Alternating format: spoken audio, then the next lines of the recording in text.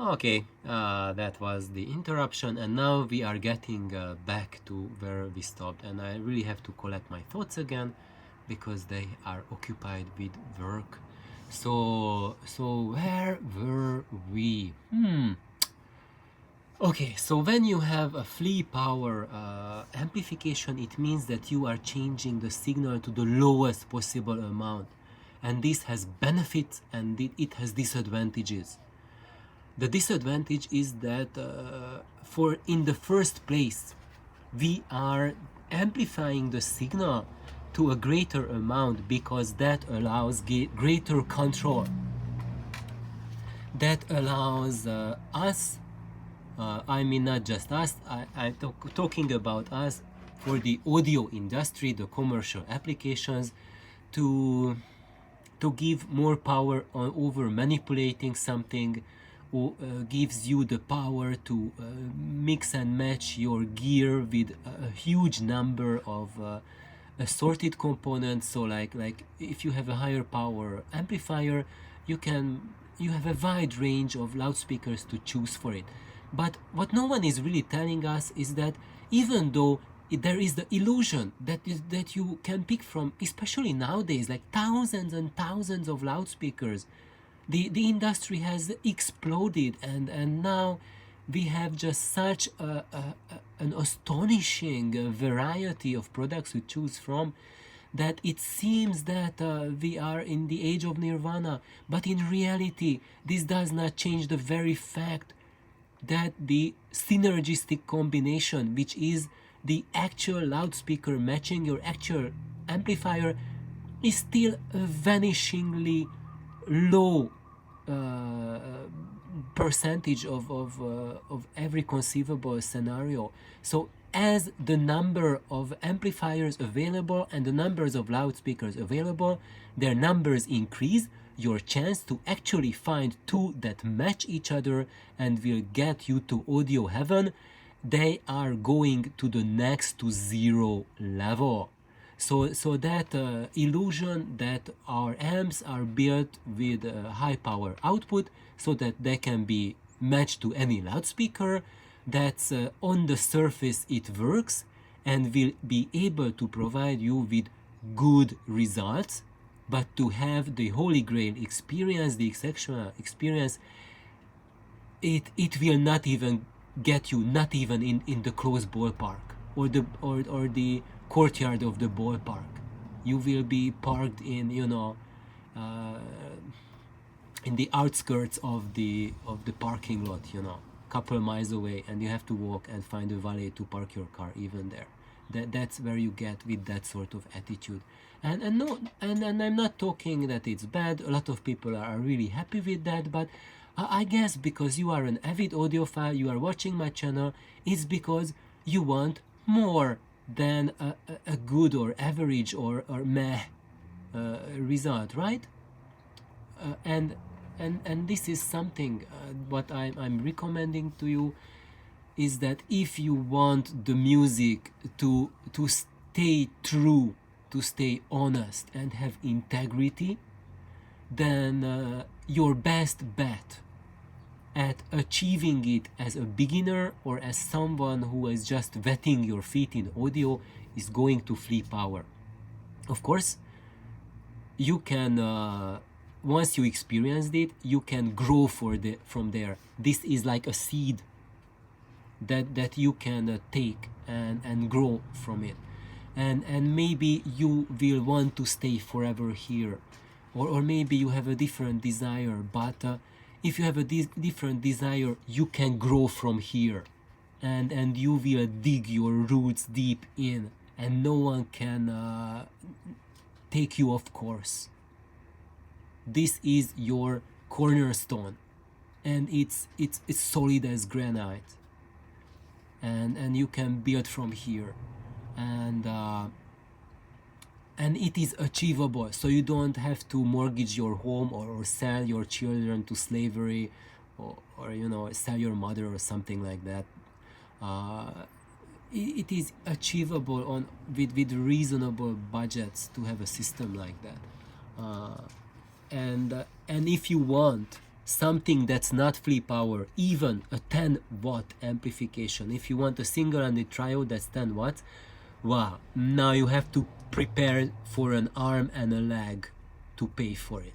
So that's why I recommend to start from free power. So before you mortgage your home, just try something sane and reasonable, and then you can progress. So we are back to talking about loudspeaker. From here is that that voice that you can give for your free power amp, the most reasonable and most attainable is void pipe. And I have here Paul Voigt, his photo. And why is that? Do I have, well, this is a funny slide. I have it in another video of mine. I kind of lost track whether I have already made this available or not. It will be in the Holy Grail series, and basically it's a Monty Python illustration that the secret handshake between the frequency extension camp, so people who want extreme frequency extension from below 20 hertz to like high as high, and the high efficiency camp. So that's why I made him tall and made him wide, right? And the high efficiency is basically going like very high, like 95 dB or higher efficiency for your watt. And each of these camps, basically, each of these by themselves are the affordable, attainable camps. So when you take one, so if you wanna go to a store, buy any loudspeaker, there's 99.9% chance that you will find this type of loudspeaker, the frequency extension camp. The efficiency camp, there's virtually extremely few loudspeakers like that, and the secret handshake where you have both frequency and efficiency, it's virtually non-existent, or if it exists, it's in the unobtainable price range where you need to sell your home and possibly your car as well to finance it. So with the void pipe, is this secret handshake going to happen? No, definitively it's not going to happen, especially if you measure the output of the void pipe. It is not happening. When you start digging into the void pipe, then you will find that it measures terrible under 200 hertz.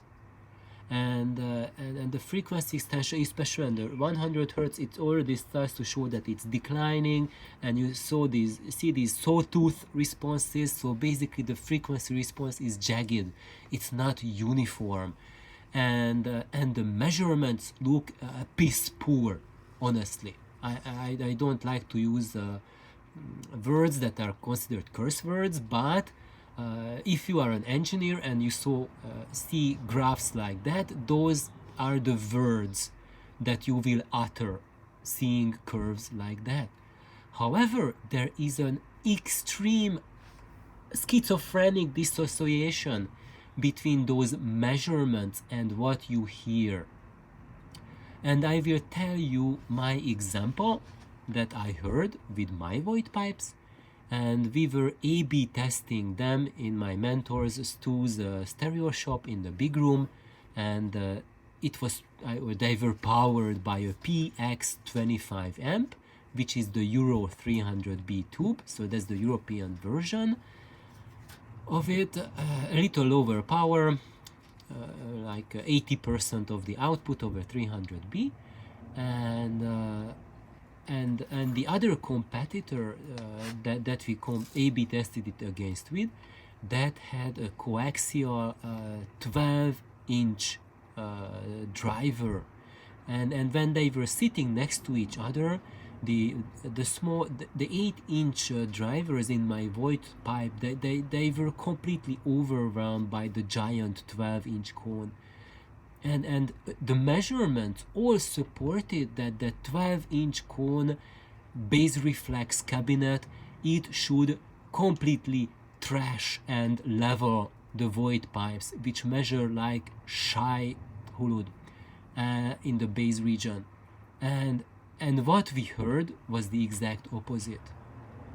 The void pipe trashed the 12-inch bass reflex cabinet in the bass department in both quality of the bass and low extension to such an astonishing degree that everyone who thought to compare measurements versus what you heard, that we must have switched up the loudspeakers for the testing. It was just mind-blowing, the difference, like how low the void pipes extended. We were listening, one track that we listened to was from Dead Can Dance, and what's the name of the song, when they had that giant timpani, and then they are just banging on the timpani, and then and there's like a quiet singing starting up, and then boom, and that was the best timpani, most holographic timpani reproduction I ever heard in my life. And anything short of a real timpani, nothing came not even close to that. And this is coming from a loudspeaker that's supposed to be start rolling off like heck below 70 hertz. So guys, that's why I always recommend to use your ears before you put your money on specifications and numbers, because specifications and numbers show you what the measurement, what the microphone hears and how your computer interprets it. But that's not the way that your ear hears it and the brain interprets it.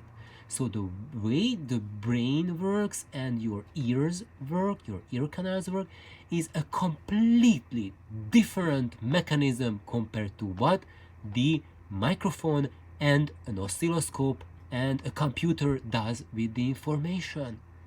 It's like two technologies from different planets. And yes, they are totally different technologies. One is a silicon-based numerical technology, and the other one is an organic adaptive technology. So our ears and hearing is an organic adaptive technology.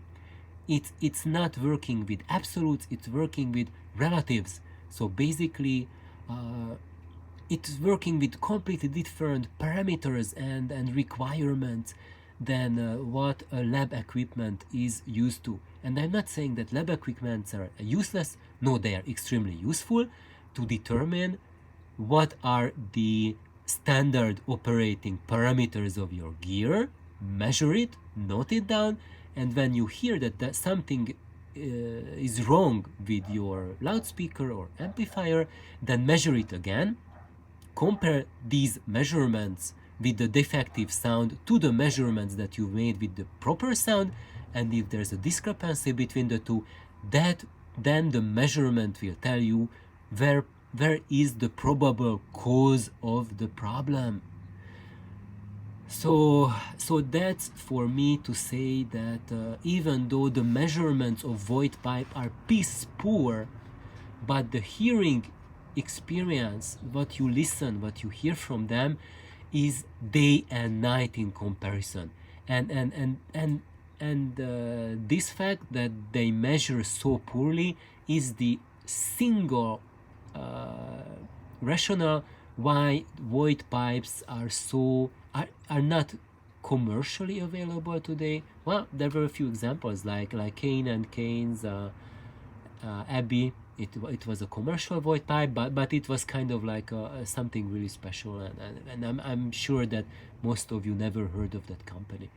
But all in all, despite how good void pipes can sound, the knowledge of their existence is virtually not happening, and the main reason for that is that their measurements are below abysmal, And today our culture is that if your product does not measure like an ace, then it's not going to get favorable reviews from Stereophile or any other magazine, which is the steering, I would say, head honcho, or I would say, may not just head honcho. I don't want to make it sound as something negative, but they are the ones who steer the public, who steer the consumers, and if they steer, they are the ones whom we hear, and if they point us towards somewhere, that's where millions will flock. And if John Atkinson says void pipe measures like Shai-Hulud, then no one will go after a void pipe. Correct? Correct. Especially those of us like me who are scientists. I am a scientist, and before I got into audio, I thought that measurements totally correlate with sound quality. And as a scientist, if someone tells me something measures bad, I would not even consider even listening to it. And thanks heavens that when I was looking to build a loudspeaker, I did hundreds of hours of search online about what people tell about loudspeakers and what are their ideas, and then I found the void pipe and Paul Voigt's research, and then I decided to go for that. But it took me just hundreds of hours, literally, to answer this specific question. So what else do I have here? Going back here, so when you look at the frequency response type of approach for loudspeaker design, then when you make it at a high level, then what you are getting is gear focus. The better high frequency extension, low efficiency loudspeaker is, the more your attention will be drawn towards your audio equipment. Your audio equipment will be at the center of your quest and the center of your experience, and you will be obsessed with audio equipment and searching for a better amp, searching for better cable, something to get more out of your fantastic speakers. When you have a high efficiency loudspeaker, then as the better it gets, you will be centered on the human behind the experience. So you will get in touch with the human who is creating the music for you, the musician, the composer, and the experience will be human. You will find weaknesses in it, but you will find incredible beauty, serenity, and such things that you can only attain when you go into a deep soul searching. And of course, you can find the Holy Grail when you can identify, merge the two together. But I dare say to everyone that the normal progression is, we start from here, all of us, we have loudspeakers that are in this camp. Next step of evolution, try to become a human, and this is what the void pipe will do to you. And even though it is regarded as a non-full range loudspeaker, but in my application, my void pipe, it did give me frequency response down to the low 30 Hertz region. And that's pretty darn impressive, even with a frequency range crowd. And provided that you have extension to the low 30s with 95 dB efficiency, that will take you very, very far on the human scale, so you are not squatted but halfway upright already.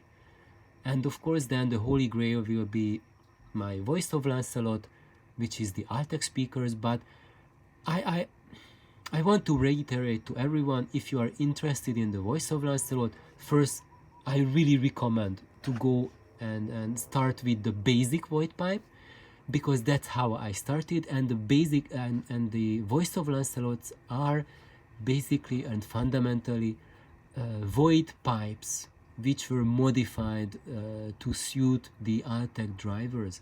So basically my Voice of Lancelot Altec speakers are an evolution of the void pipe, and to understand it and to be really good with it, then I recommend for all of you just to start with the plain and simple void pipe. And oh my god, 20 minutes, look at that. So you can read if you want, and it's simplicity at its peak. That's the void pipe, the easiest loudspeaker build on planet Earth. I'm lying, because the open buffer is the easiest build. So it's as that other guy said, like the second best loudspeaker in the world, the second easiest to build loudspeaker in the world. That's the void pipe. And when I built it, I had zero woodworking skills, next to no tools available, and I could do it. This was my first big audio project, and it worked out so well that it's been 20 years ago, but I still have those speakers, and they are still my second favorite, or maybe favorite, I don't know. I love them, and I will keep them forever. And it's something special because everyone can build it, and we will go. Okay, before going into building, this is something that is about compatibility, but now I'm going to show it in another video.